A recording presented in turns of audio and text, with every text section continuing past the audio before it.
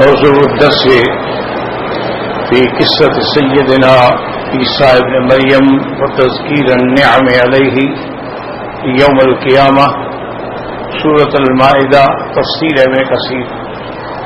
الحمد لله رب العالمين والصلاة والسلام على أشرف الأنبياء وسيد المرسلين سيدنا محمد وعلى آله وأصحابه أجمعين. اللهم صل على سيدنا محمد وعلى آل سيدنا محمد كما صليت على إبراهيم وعلى آل إبراهيم في العالمين إنك حميد مجيد. أعوذ بالله من الشيطان الرجيم. بسم الله الرحمن الرحيم.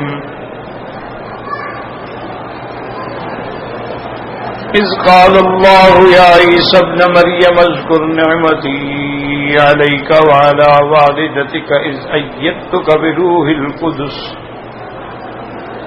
تكلم الناس في المهد وكهلا وإذ علمتك الكتاب والحكمة والتوراة والإنجيل وإذ تخلق من الطين كهيئة الطير بإذني فتنفخ فيها فتكون طيرا بإذني وتبرئ الأكمه والأبرص بإذني وإذ تخرج الموتى بإذني وَإِذْ كَفَفْتُ بَنِي إِسْرَائِيلَ عَنْكَ إِذْ جِئْتَهُمْ بِالْبَيِّنَاتِ فَقَالَ الَّذِينَ كَفَرُوا مِنْهُمْ إِنْ هَذَا إِلَّا سِحْرٌ مُبِينٌ. وَإِذْ أَوْحَيْتُ إِلَى الْحَوَارِيِّينَ أَنْ آمِنُوا بِي وَبِرَسُولِي قَالُوا آمَنَّا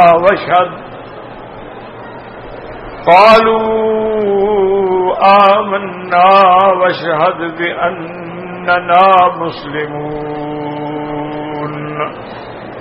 اللہ تبارک و تعالی نے کلام مقدس میں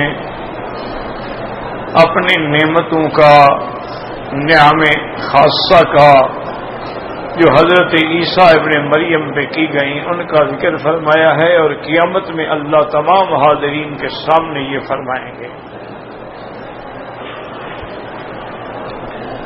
سب سے پہلی نعمت جو اللہ نے ذکر فرمائی اس میں وہ یہ تھی کہ اذ ایدتک بروح القدس، کہ جبریل امین کے ذریعے ہم نے آپ کی اعانت کی. اس کے بعد جو نعمت ذکر کی گئی تو کلم الناس فی المہد وکہلا، کہ آپ جھولے میں بھی کلام فرمائیں گے اور پھر پکی عمر میں بھی کلام فرمائیں گے. اور اس کے بعد جو نعمت کا اعلان فرمایا گیا وَإِذْ عَلَّمْتُكَ الْكِتَابَ وَالْحِكْمَةَ، اللہ نے فرمایا کہ ہم نے آپ کو لکھنا بھی، دانائی کی باتیں بھی، والتوراۃ والانجیل، تورات بھی اور انجیل بھی پڑھائی اور سکھلائی.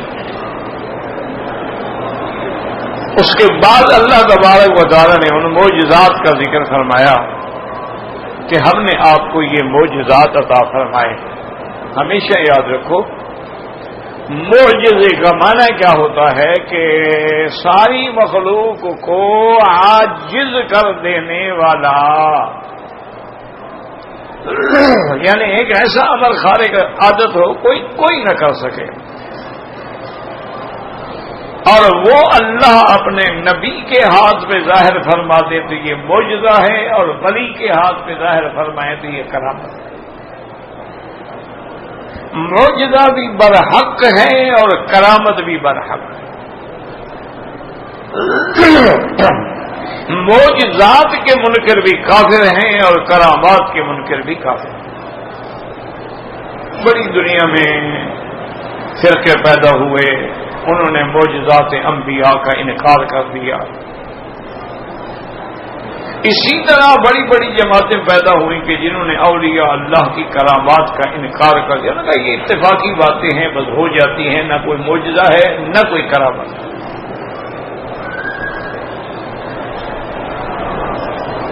وہ کہتے ہیں کہ فرق اتنا ہے کہ پہلے چونکہ علوم محدود تھے، یعنی علم جو ہے وہ محدود تھا، لوگوں کو پتہ نہیں تھا، تو ان کے سامنے جب ایک بات آتی تھی تو وہ اسی کو کہہ دیتے تھے معجزہ ہے. کسی نے ٹرین چلتے ہوئے نہیں دیکھی تھی، کسی نے ہوائی جہاز اڑتا ہوا نہیں دیکھا، انہوں نے کہا سلیمان علیہ السلام کا معجزہ ہے. انہوں نے کہا اب تو ہم اس سے بھی بڑے بڑے جہاز اڑا رہے ہیں. تو پھر معجزہ کہاں ہے؟ اسی طرح انہوں نے جتنے معجزات ہیں سب کا نعوذ باللہ انکار کر دیا. انہوں نے کہا یہ صرف اس لیے ہے کہ ہمارا علم نہیں تھا. جب علم آ گیا بات کھل گئی تو معجزہ کہاں؟ انہوں نے کہا کہ اب ہم چاند پہ پہنچ گئے ہیں اور ساری دنیا کو دکھلایا ہے کہ یہ دیکھو چاند پہ ہم چل رہے ہیں. تو پھر معجزہ کیا ہوگا؟ تو انہوں نے انکار کیا. اور انہوں نے کہا کہ یہ جو لوگ بزرگ کہہ دیتے ہیں کہ جی یہ کرامت ہے، یہ کرامت ہے، وہ کہتے ہیں ایسی باتیں تو اتفاقاً بھی ہو جاتی ہیں. گھر میں بھی کوئی آدمی بات کہتا ہے اور وہ صبح کو ہو جاتی ہے تو یہ وہ کرامت تھوڑی ہے. ایسے حالات ہیں.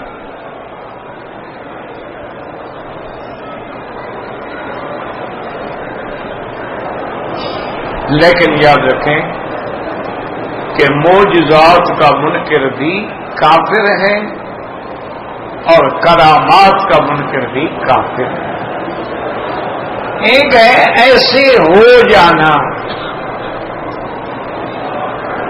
ایک یہ ہے کہ باقاعدہ چیلنج کر کے موسیٰ علیہ السلام نے تمام فرعون کے ساحرین کو تباہ اور شکست دے دی. یہ کیسے اتفاق ہے؟ باقاعدہ پروگرام بنایا گیا. ایک تو ہے نا جی کہ اتفاقاً ایسی بات ہو جائے، وہ تو اتفاق نہیں ہے، وہ تو باقاعدہ پروگرام ہے، مناظرہ ہے. فرعون نے سب کو بلایا، موسیٰ علیہ السلام سامنے آئے، انہوں نے اپنا جادو دکھلایا، موسیٰ علیہ السلام نے اپنا معجزہ دکھلایا. تو بات ہے. یہ کیسے ہے کہ نہیں جی یہ تو ایسے اتفاق تھا؟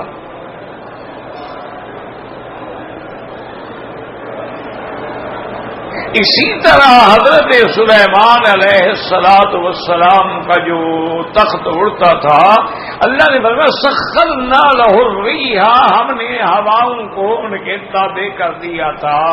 تم جو جہاز اڑاتے ہو اس کے لیے ایئرپورٹ کی ضرورت ہے، انجن کی ضرورت ہے، عملے کی ضرورت ہے، کیپٹن کی ضرورت ہے، اور باقاعدہ ایوییشن کی ضرورت ہے، آگے راڈار کی ضرورت ہے، راستہ دکھانے والے کی ضرورت ہے. وہاں کون اڑاتا تھا جہاز؟ نہ رن وے ہے، نہ اڑانے والا ہے، نہ انجن ہے. حکم دیا اڑ گیا، حکم دیا اتر گیا. یہ ہے معجزہ.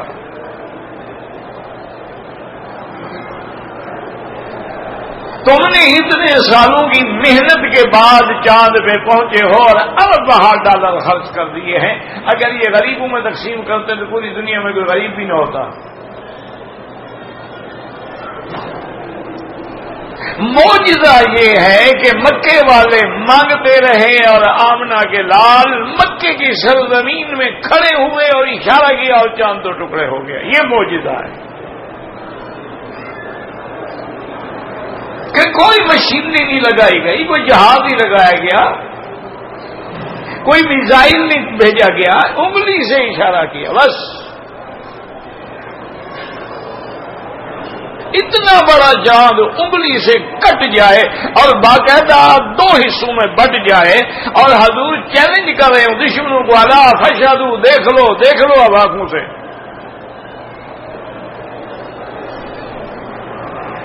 یہ معجزہ.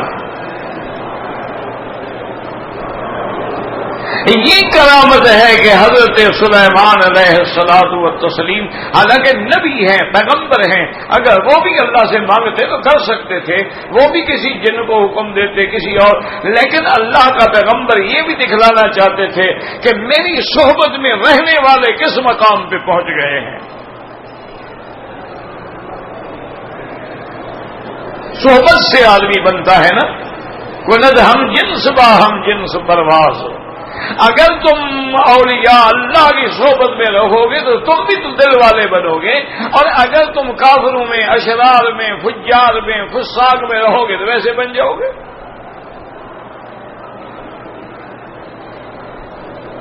اور حضرت سلیمان علیہ السلام فرما رہے ہیں ایکم یاتینی بعرشہا قبل ان یاتونی مسلمین۔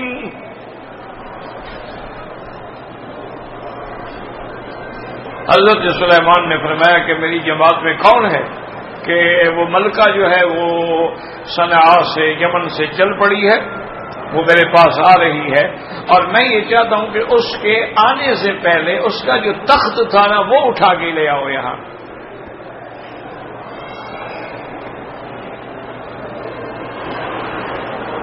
قال عفریت من الجن انا آتیک بہ قبل ان تقوم من مقامک وانی علیہ لقوی امین۔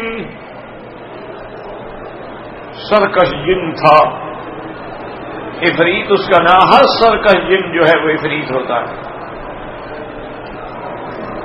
اس نے عرض کیا کہ حضرت اگر مجھے حکم دینا تو میرے پاس اتنی طاقت ہے کہ جتنی دیر میں آپ کی مجلس ختم ہوگی نا تو تخت آ جائے گا۔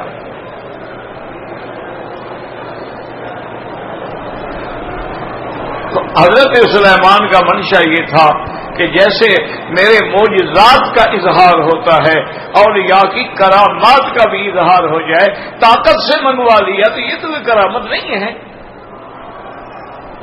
جنوں میں طاقت ہوتی ہے،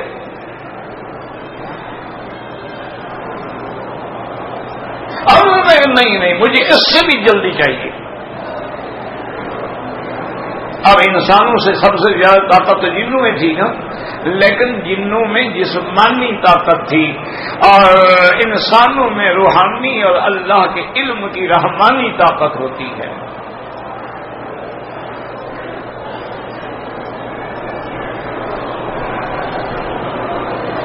قال الذي عنده علم من الكتاب انا آتيك به قبل ان يرتد اليك طرفك فلما رآه مستقرا عنده قال هذا من فضل ربي۔ جس کو اللہ نے علم کتاب دیا تھا، علم کتاب سے مراد ہے کہ اللہ کا اسم اعظم۔ اسی لیے میرے آقا رحمت دو عالم صلی اللہ علیہ وسلم بھی دعا فرماتے تھے نا، اللہم انی اسألک بکل اسم هو لک سمیت بہ نفسک وانزلتہ فی کتابک۔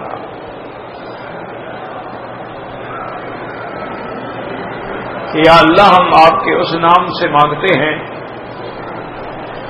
جو آپ نے اپنی کتاب میں اتارا ہے اور جو آپ کا نام مبارک ہے، او علمتہ احدا من خلقک، یا کسی کو آپ نے وہ سکھلایا ہے، تو معلوم ہوا کہ اللہ جب چاہتے ہیں تو علم اعظم بھی عطا فرما دیتے ہیں، سکھلاتے ہیں۔ علمتہ احدا من خلقک۔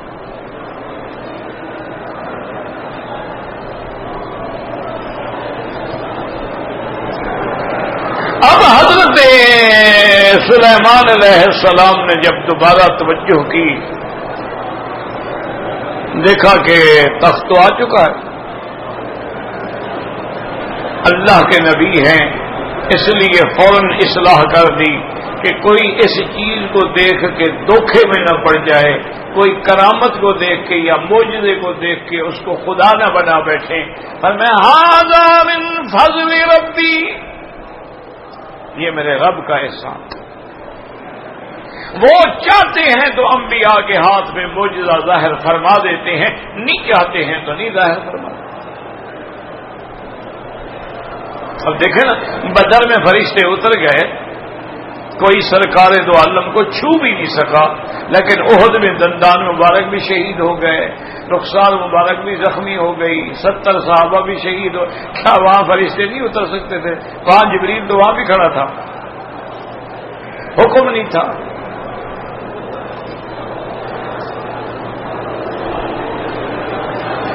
تو اس لیے اللہ چاہتے ہیں تو نبی کے ہاتھ پہ امر خارے کے عادت ظاہر فرما دیتے ہیں، وہ معجزہ ہوتا ہے کہ سب عاجز آ گئے، کوئی نہیں کر سکتا۔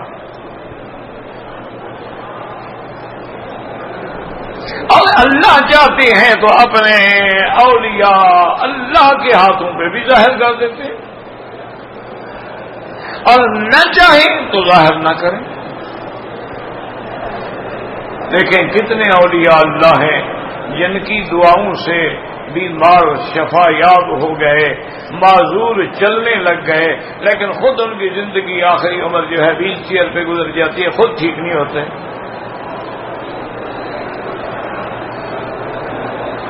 اللہ کی مرضی امتحان، اللہ دکھانا چاہتے ہیں نا کہ کرامتیں دیکھ کے تم ان کو کبھی خدا نہ بنا بیٹھنا، یہ تو اپنا علاج بھی نہیں کر سکتے۔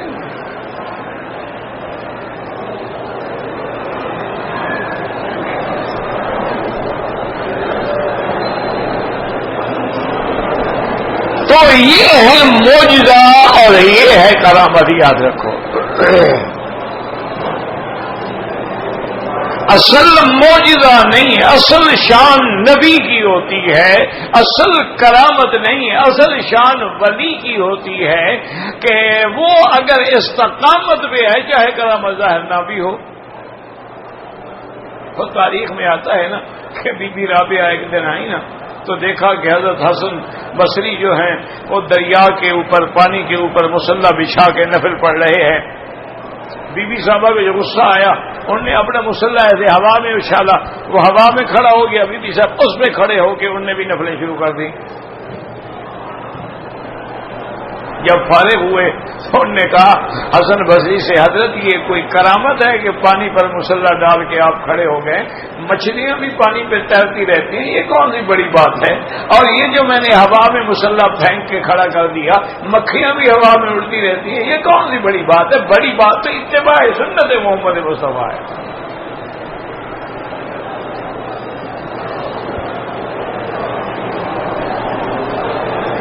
ایسی باتیں نہ دکھایا کریں لوگوں کو، لوگ ہدایت پہ آنے کے بجائے گمراہ ہو جاتے ہیں۔ پہلے اولیاء اللہ جو تھے وہ اپنی کرامتوں کو چھپاتے تھے، اب تو اشتہار دیتے ہیں جناب، اب تو باقاعدہ ٹیلی ویژن پہ آتے ہیں، انٹرنیٹ پہ آتے ہیں، چینل پہ آتے ہیں اور اپنی بزرگیاں بتاتے ہیں، ہم نے یہ کیا اور ہم نے یہ کیا اور ہم نے یہ کیا۔ اصل بات یعنی الاستقامت فوق من الکرامت، استقامت جو ہے وہ کرامت سے بڑی چیز ہے۔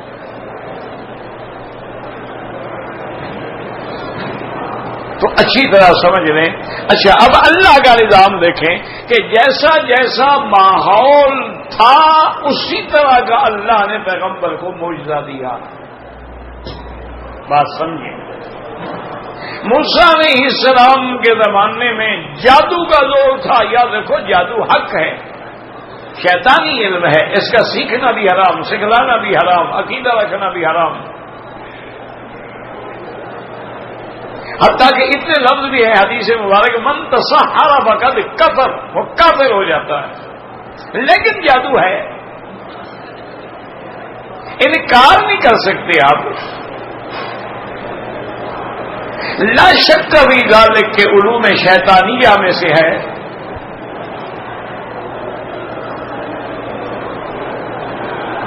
علوم شیطانیہ میں ہے، علوم رحمانیہ سے اس کا کوئی تعلق نہیں ہے، لیکن ہے۔ اور سب سے زیادہ جادو جو ہے اس کی ابتدا یہود سے ہے، سب سے بڑے جادوگر یہودی تھے، اور یہود کے بعد جو جادوگر ہے وہ زیادہ شیعہ ہے، کیونکہ شیعہ کا مؤسس جو ہے وہ بھی یہودی ہے، عبداللہ بن سبا۔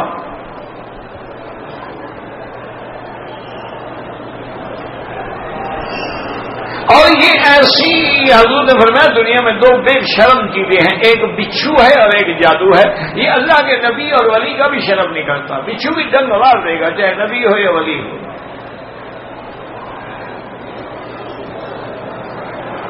سرکار دو جہاں پہ جادو ہوا، لبید بن العاصم یہودی نے کیا،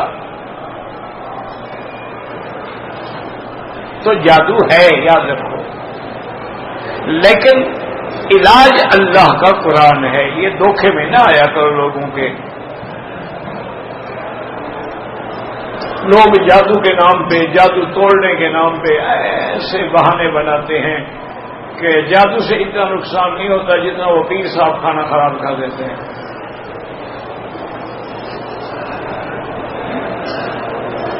اس کا علاج جو ہے وہ اللہ کا قرآن ہے کہ سورۃ الفاتحہ 7 دفعہ، آیت الکرسی 7 دفعہ، 4 کل جو ہیں قرآن میں، قل یا ایھا الکافرون، قل ھو اللہ احد، قل اعوذ بالفلق، قل اعوذ بالناس، یہ سب 7 دفعہ۔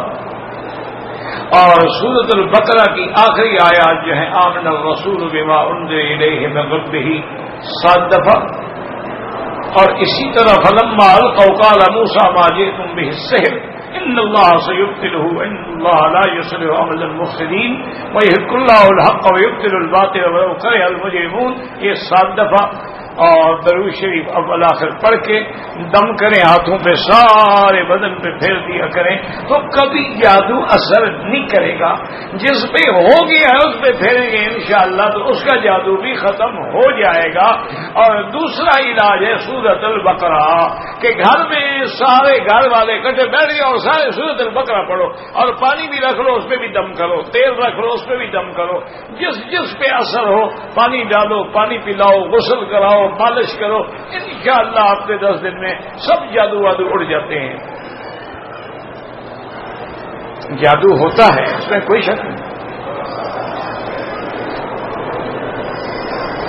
اور یہ جادوگر چونکہ شیطان ہوتے ہیں نا، ان کا سب سے زیادہ زور ہوتا ہے یفرقون بین المرء وزوجہ، میاں بیوی کے اندر جدائی کرواتے ہیں تاکہ جب دونوں جدا ہوں گے تو دونوں گناہ کریں گے۔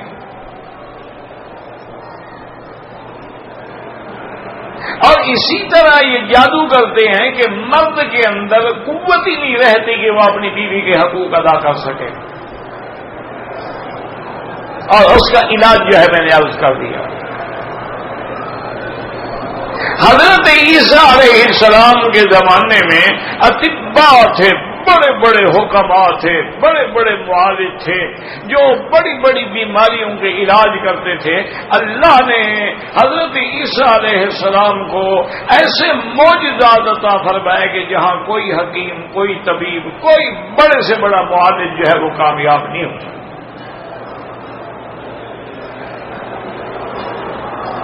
اس لیے اللہ نے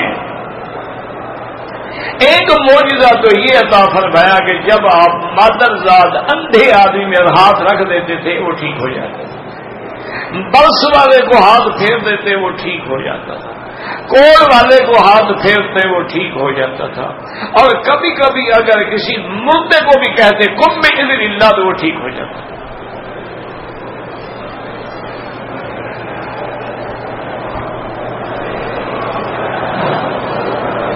یہی وجہ تھی نا کہ بعد نے ان کو خدا کا بیٹا بنا دیا۔ جی ایسے کام کون کر سکتا ہے؟ یہ تو اللہ کا پیارا ہی کر سکتا ہے نا، بھائی اللہ کا بیٹا ہے نا، باپ جو ہے نہیں۔ یا پھر یہ خود خدا ہے، کیوں یہ تو خدا کا کام ہے کہ مردے کو زندہ کر دے، یہ ہوئی تو اس کی شان ہے۔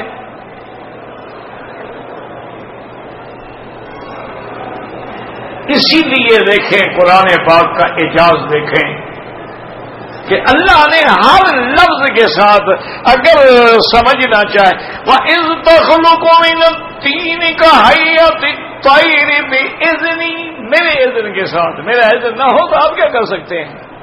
فَتَنفُخُ فِيهَا فَتَكُونُ طَيْرًا بِإِذْنِي، جب آپ اس میں پھونک مارتے ہیں وہ پرندہ بن کے اڑتا ہے، لیکن میرے اذن کے ساتھ۔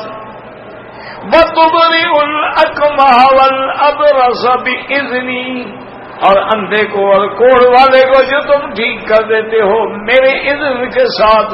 وَإِذْ تُخْرِجُ الْمَوْتَى بِإِذْنِي، اور جب تم مردے کو کھڑا کر دیتے ہو میرے اذن کے ساتھ۔ ہر جگہ میرا اذن، میرا اذن، میرا اذن، تاکہ کوئی شک میں نہ پڑے کہ عیسیٰ علیہ السلام اپنے اختیار سے کر لیتے ہیں۔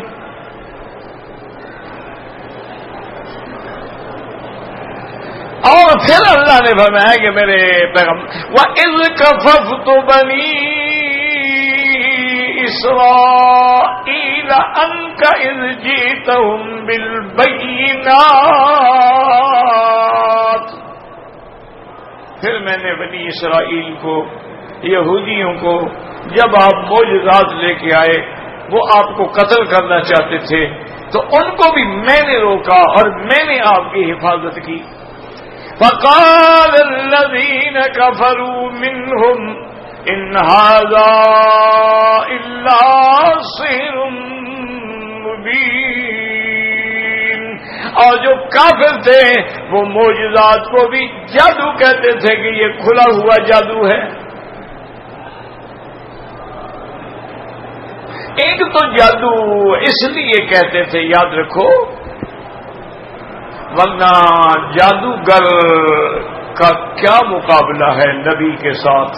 نبی کی زندگی پاک، بدن پاک، جسد پاک، اعمال پاک، اقوال پاک، افعال پاک، بلکہ جہاں جہاں سے میرے بدنی گزر گئے وہ گلیاں بھی خوشبو والی ہو گئے۔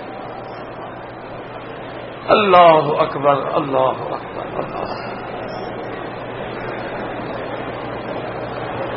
حضور کے پسینے میں خوشبو، حضور کے باتوں میں خوشبو، حضور پاک صلی اللہ علیہ وسلم کے اقوال میں، اعمال میں، افعال میں خوشبو۔ لیکن اصل مشکل یہ ہوتی ہے نا جی، ناک بند ہو تو خوشبو تو نہیں آئے گی آپ کو۔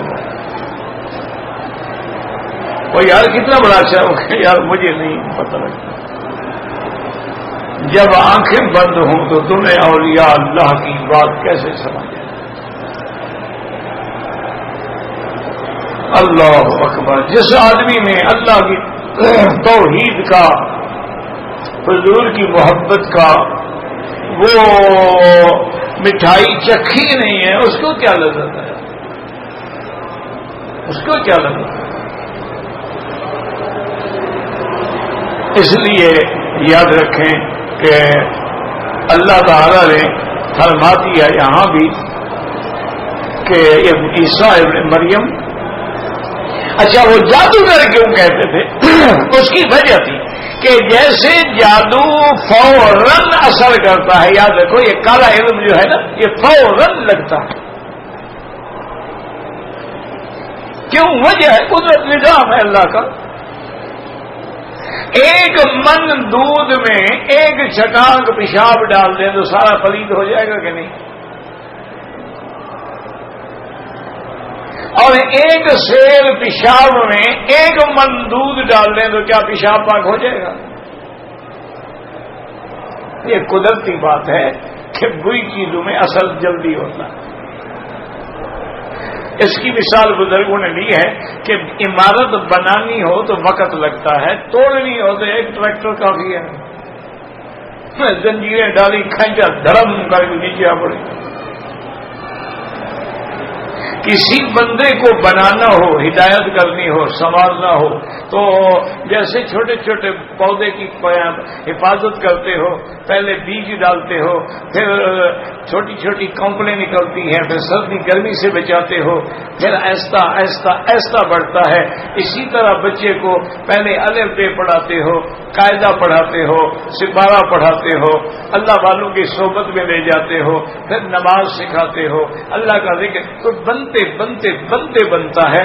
اور شیطان بنانا ہو 1 سیکنڈ کی کام، چلو یار رات سنیما دیکھتے ہیں، جائیں گے وہاں بیٹھ کے گندی فلمیں دیکھیں گے، صبح اٹھے گا تو وہ شیطان کا بھی باپ بنا ہوا ہوگا۔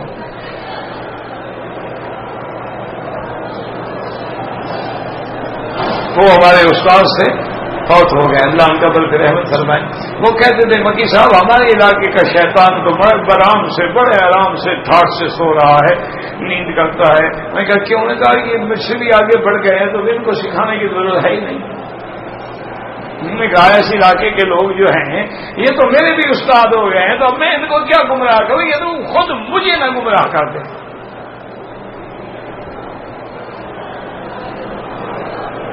اب واقعی یہ بات حقیقت ہے کہ ہمیں دیکھ کے شیطان بھی سمجھتا ہے کہ یہ میرے بھی استاد ہے۔ انا للہ و انا۔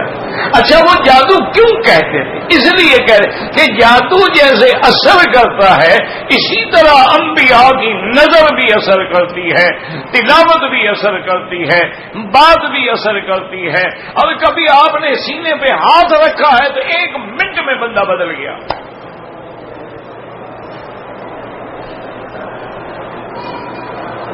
حضرت انس فرماتے ہیں کہ حضور پاک نے دعا کرو اللہ ہمیں شفاعت نصیب، دل سے دعا کرو۔ حرم میں بیٹھے ہو، شعبان کا مہینہ ہے، تم میرے لیے دعا کرو، میں تیرے لیے دعا کروں، گاڑی تو اسی طرح چلے، دل سے دعا کر لو کہ یا اللہ ہم اس قابل تو نہیں ہیں، اپنے رحمت اور کرم سے تم نے ہمیں مکہ مدینہ دکھلا دیا ہے، تو مہربانی فرما کے خواب میں اپنے حبیب محمد مصطفیٰ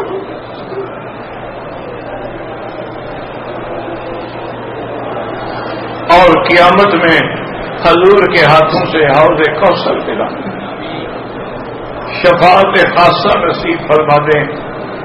یا اللہ تیرے اس شہر کی، بلد الامین کی، حرمین کی، مدینہ پاک کی، روضہ پاک کی، حرم پاک کی، ریاض الجنہ کی جو ثمرات و برکات ہیں وہ عالم اسلام کو نصیب فرما دے۔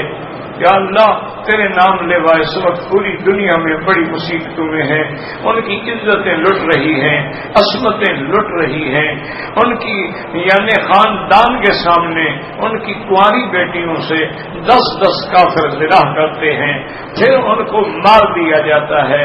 تیرے نام لیوا سمندر میں کشتیوں کے دھکے کھا رہے ہیں، کوئی زمین پہ اترنے نہیں دیتا۔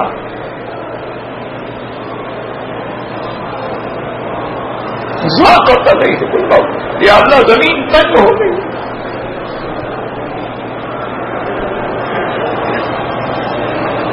مسلمانوں کے اندر میرا مولا ایسے ایسے شیطان پیدا ہو گئے ہیں کہ مسلمانوں کو لڑا رہے ہیں، گردنیں کاٹ رہے ہیں، مسجدوں میں نمازیوں کو تباہ کر رہے ہیں۔ یا الہ العالمین یہ سب تیرا عذاب ہے، ان کی کوئی طاقت نہیں، رحم فرما اپنا عذاب اٹھا لے۔ میرے محبوب کا فرمان حق ہے، فرمایا ما نزل بلاء الا بذنب، کبھی بھی مصیبت نہیں آتی مگر ہمارے گناہوں کی وجہ سے آتی ہے۔ وما رفعت الا بتوبۃ، اور مصیبت ٹلتی نہیں ہے جب تک کہ پورے توبہ نہ کریں۔ اگر انفرادی گناہ ہے انفرادی توبہ ہو، اگر اجتماعی گناہ ہے تو پھر اجتماعی توبہ ہے کہ پورے عالم کا مسلمان 2 رکعتیں پڑھ کے اللہ کے دروازے پہ گر جائے اور گر گڑائے اور عاجزی کرے اور توبہ کرے، ایسے حال بدلیں گے جیسے بادل چھٹ جائیں گے عذاب۔ اللہ اکبر اللہ اکبر اللہ اکبر۔ پوری دنیا کے احوال پڑھیں، کسی کی بلی بھی مر جائے، کتا بھی مر جائے تو انتقام لیتے ہیں۔ ہر جگہ مسلمانوں کا خون بہ رہا ہے، اور دشمن نے ایسی چال چلی ہے کہ دونوں کلمہ پڑھنے والے ہیں اور ایک دوسرے کی گردن کاٹ رہے ہیں۔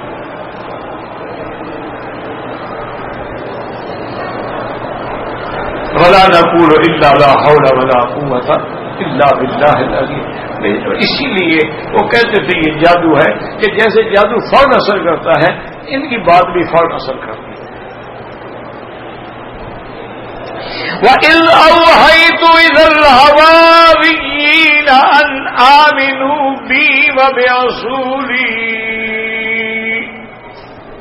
أَوْحَيْتُ وحی، یاد رکھو، ایک وحی تشریح ہوتی ہے جو اللہ انبیاء پہ کرتے ہیں، ایک وحی ہوتا ہے کہ خفیہ راستے سے بات پہنچا دینا، جیسے اللہ فرماتے ہیں وَأَوْحَىٰ رَبُّكَ إِلَى النَّحْلِ، ہم نے شہد کی مکھیوں کو طریقے سے بات سمجھا دی ہے، دیکھو کیسے گھر بناتی ہیں، کیسے سیکیورٹی کا انتظام کرتی ہیں، اور کیسے راستوں سے جا کے واپس سیدھے اپنے چھتے پہ پہنچتی ہیں، ہم نے سمجھا دیا۔ تو یہاں بھی آپ نے ان کو حکم فرمایا، امر فرمایا کہ ایمان لے آؤ میرے ساتھ۔ اللہ نے ان آمنوا بی، ایمان لاؤ، وبرسولی، اور میرے پیغمبروں پر ایمان لے آؤ۔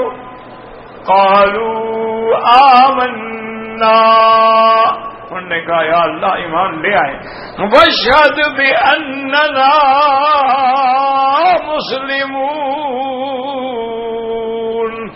وحی کا معنی اللہ نے ان کے دلوں میں القاء کیا، الہام کیا، اس کو انہوں نے مان لیا اور اللہ پر، اللہ کے رسولوں پر ایمان لے آئے۔ اللہم ثبتنا علی الایمان، اللہم اختم لنا علی الایمان، اللہم ارزقنا حسن الختام برحمتک یا ارحم الراحمین۔ اللہ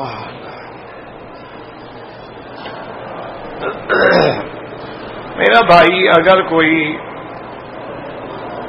مکے میں رہنے والا آدمی کسی کا حج بدل کرنا چاہتا ہے تو بات کو اچھی طرح سمجھا کریں۔ مشکل یہ ہے کہ سنیں گے اس کے بعد ختم، بس۔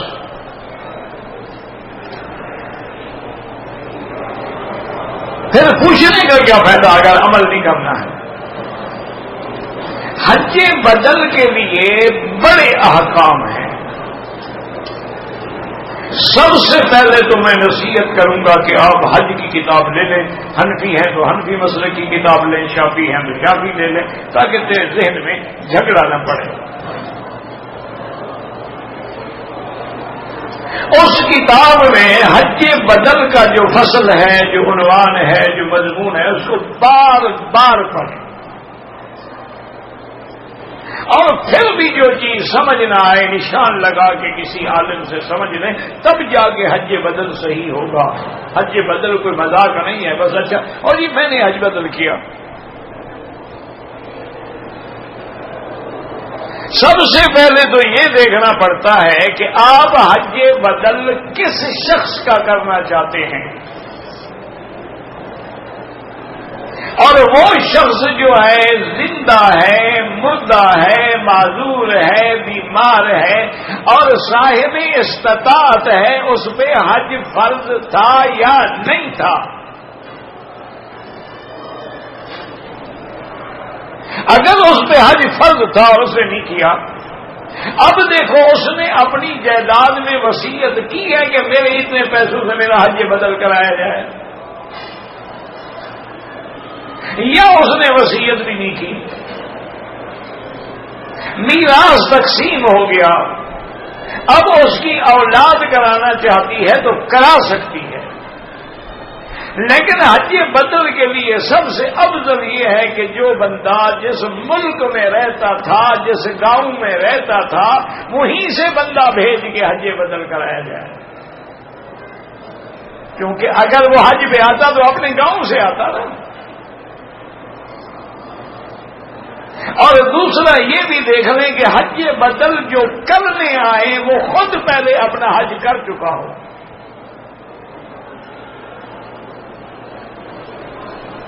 اچھا، ایک یہ ہوتا ہے کہ بھئی اس آدمی پہ حج فرض نہیں تھا،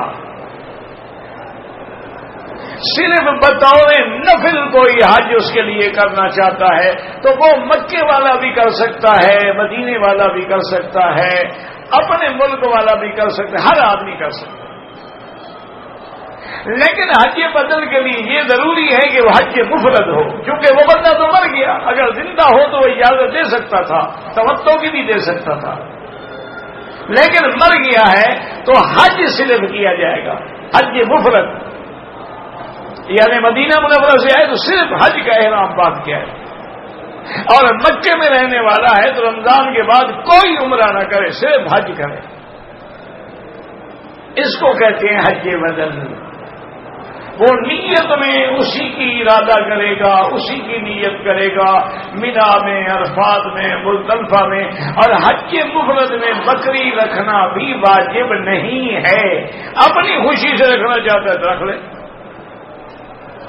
تو ہر کام میں اسی کی نیت ہوگی، طواف زیارت میں، صفا مروا دوڑنے میں، کنکریاں مارنے میں، تو وہ کر سکتا ہے، لیکن ان شرائط کے ساتھ.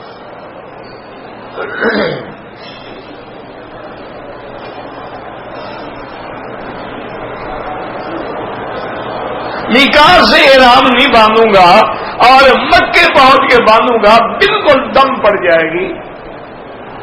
اس کو یہ چاہیے کہ اگر کسی قانونی خطرہ ہے تو نیت تو میقات سے کر لے، اس چوکی سے گزرنے کے بعد احرام باندھ لے، نیت وہیں سے کرے جو میقات ہے.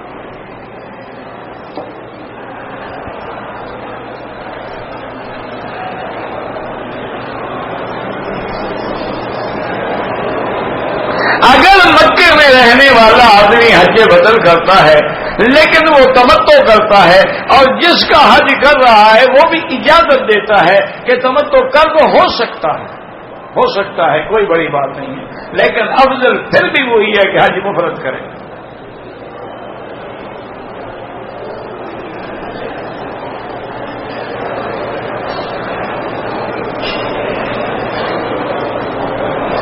میں نے 25 سال سے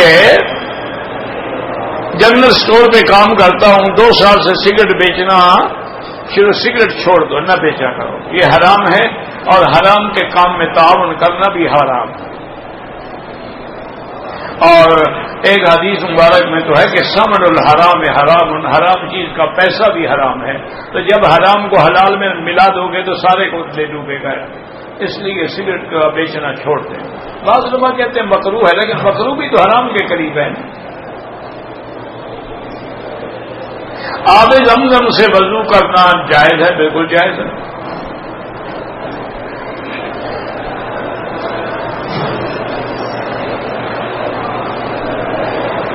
کہتے ہیں میرا دوست ہے 20 سال سے داڑھی منڈواتا ہے، لیکن تم نے بھی دوستی نہیں چھوڑی، وہ اپنی عادت کیسے چھوڑے؟ یعنی وہ 20 سال سے حضور کی سنت کا مخالف ہے، تمہارا دوست ہے. لعنت ہے ایسی دوستی پر جو سنت رسول کے خلاف ہو، جو سنت کے دشمنوں کے ساتھ ہو. مانا ایک دفعہ کہانی مانتا دفعہ کرو بس.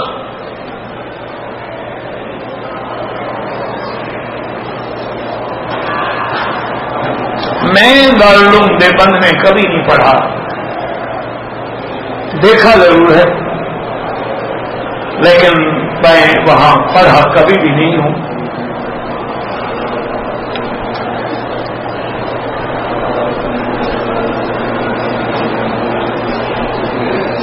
کہتے جی میرا دوست ہے وہ شیعہ ہو گیا ہے. پھر تیرا دوست کیسے بن سکتا ہے جب صحابہ کا دشمن ہے؟ تیرا کیسے دوست ہے؟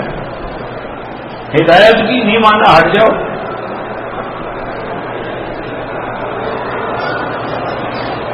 میرے گھر والے میرے والد صاحب کی وفات پہ کھانا وغیرہ بناتے ہیں، وہ بدعت ہے.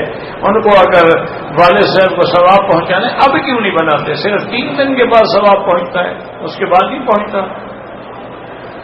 تم سارا سال بناؤ نا. میں بھی مانوں تمہیں والد صاحب سے محبت ہے، یہ تو ناک رکھنے کے لیے بدعت کرتے ہو نا، کل شریف کر رہے ہیں.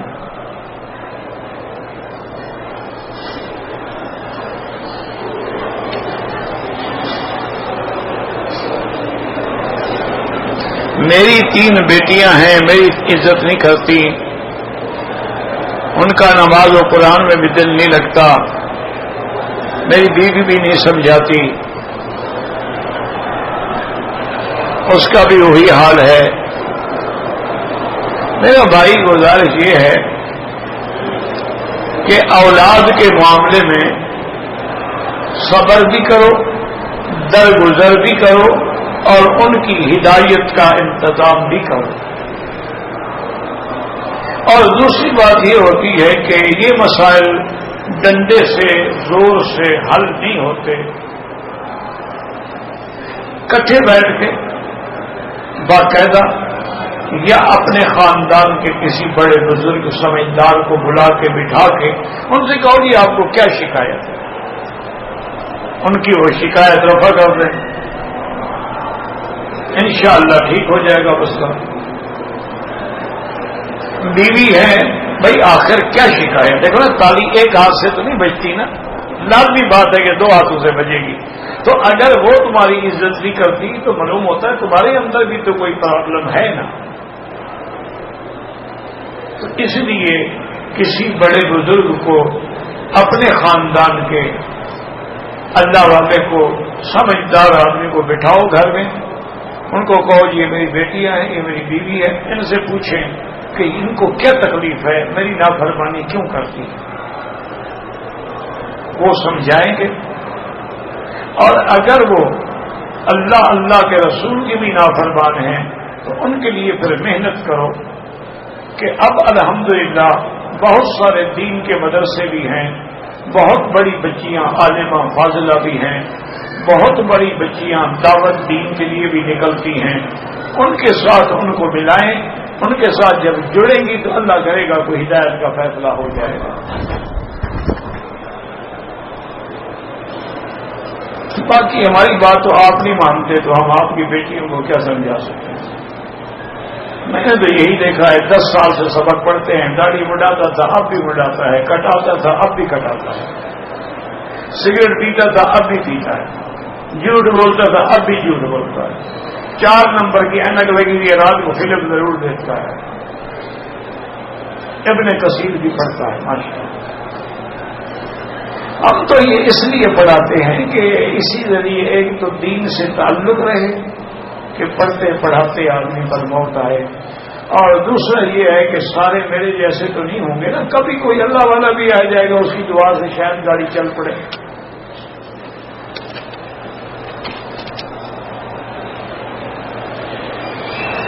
میرا ایک دوست عمرے کی نیت سے آیا، مسجد عائشہ سے احرام باندھا، پھر حرم میں آیا، 3 چکر لگائے، 4 چکر میں اس کے کپڑے پیشاب سے ناپاک ہو گئے، احرام کھول دیا، واپس چلا گیا، پھر آ کے دوبارہ عمرہ کیا، تو اس سے کوئی دم نہیں، اس کو واپس جانے کی کوئی ضرورت نہیں، جا کے کپڑے دھو کے بدل کے پہن لو اور عمرہ پورا کرو، پھر دوبارہ عمرہ کرنے کے لیے چلا گیا۔ بہرحال جو ہو گیا، عمرہ بھی ہو گیا، دم بھی کوئی نہیں۔ اصل مصیبت یہی ہے نا کہ ہر آدمی مسئلہ خود بناتا ہے،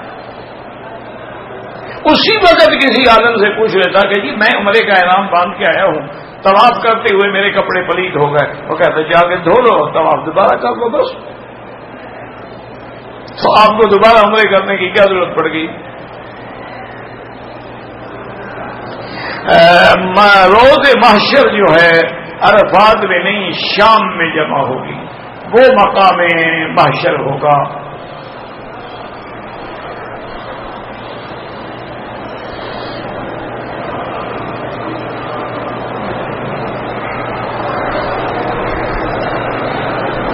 ایک آدمی نے پاکستان کسی کو رقم بھیجی زکوٰۃ کی کہ تم میرے وکیل ہو، میری زکوٰۃ ادا کرو، تو اس نے زکوٰۃ نہیں کی، رقم چوری ہوگی، اس کی زکوٰۃ ادا نہیں ہوئی۔ جب تک ادا نہ ہو زکوٰۃ ادا نہیں ہوگی۔ باقی تم جانو، اللہ جانے چوری بھی ہوئی ہے یا نہیں ہوئی، یہ تم جانو وہ جانے، زکوٰۃ ادا نہیں ہوئی۔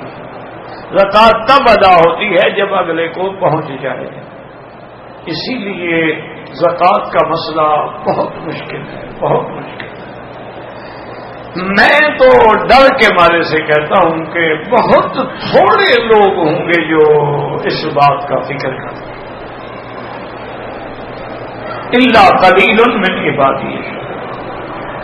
بہرحال مشکل بھی یہی ہے کہ آج جتنی دینی مدرسے ہیں، دینی ادارے ہیں، وہ سب ان زکوٰۃ پہ چل رہے ہیں، اور کوئی شریف آدمی تو مدد کرتا ہی نہیں ہے، مجبور ہے بیچارے. پھر تبلیغ کرتے ہیں، ہیلے کرتے ہیں، کیا کریں؟ حل کوئی نہیں ہے نا. اور کوئی آدمی دین کے کاموں میں تو دینے کے لیے تیار ہی نہیں ہے. زکوٰۃ تو وہ مجبور ہے نا بیچارہ، نکالنی ہے اس نے گلے سے. بہرحال احتیاط کریں جتنی کر سکتے ہیں. واللہ عالم. ربنا تقبل منا انك انت السميع العليم. یا اللہ یا اللہ یا رحمان یا رحیم یا حی یا قیوم یا ذا الجلال والاکرام یا ذا الجلال والاکرام یا الہنا الہ کل شیء الہا واحدا لا الہ الا انت. اللهم انت الميسر لكل يسير وانت على كل شيء قدير. اللهم يسر امورنا وامور اولادنا اولاد اولادنا وامور بناتنا وامور اصحابنا واخواننا وامور من اوصانا واستوصانا وامور المسلمين برحمتك يا ارحم الراحمين یا ارحم الراحمین. یا اللہ عالم اسلام کی عزت کا فیصلہ فرما. یا اللہ مسلمانوں پہ رحم فرما. یا اللہ مسلمان عراق میں ہیں، فلسطین میں ہیں، افغان میں ہیں، برما میں ہیں، روہنگیا میں ہیں، ہند میں ہیں، بنگلہ دیش میں ہیں، پاکستان میں ہیں، کشمیر میں ہیں، عرب میں ہیں، عجم میں ہیں. یا اللہ ان کی جان مال آبرو عزت کی حفاظت فرما. یا اللہ اس بلد الامین کو قیامت تک ہر فتنے سے محفوظ فرما.